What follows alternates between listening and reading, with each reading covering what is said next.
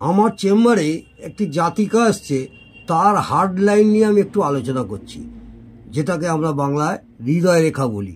এই হৃদয় রেখাটা সরল রেখা, সুন্দর, সুগঠিত, সব ঠিক আছে, কিন্তু ওই বৃহস্পতির ক্ষেত্রে এসে এই যে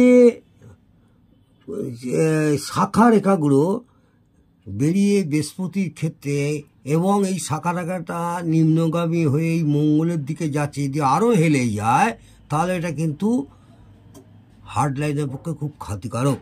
এবং এই যে তিনটে শাখা রেখা আপনাদের অঙ্কন করে দেখিয়েছি বোঝাবার সুবিধের জন্যে, ডিসিশনের ফেলিওর এবং মন মানসিকতা একটা জায়গায় স্থির হওয়া, সেই দিকে বাধাপ্রাপ্ত হবে এই জাতিকা।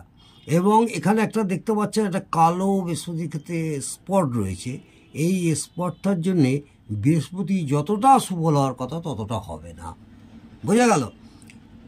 কিন্তু এই নিম্নগামী এই কয়েকটা রেখা রয়েছে হার্ড লাইনে, এই নিম্নগামী রেখা হার্টটাকে দুর্বল করে, অর্থাৎ মন মানসিকতা মাঝে মাঝে দুর্বল হবে। আজকে এই পর্যন্ত।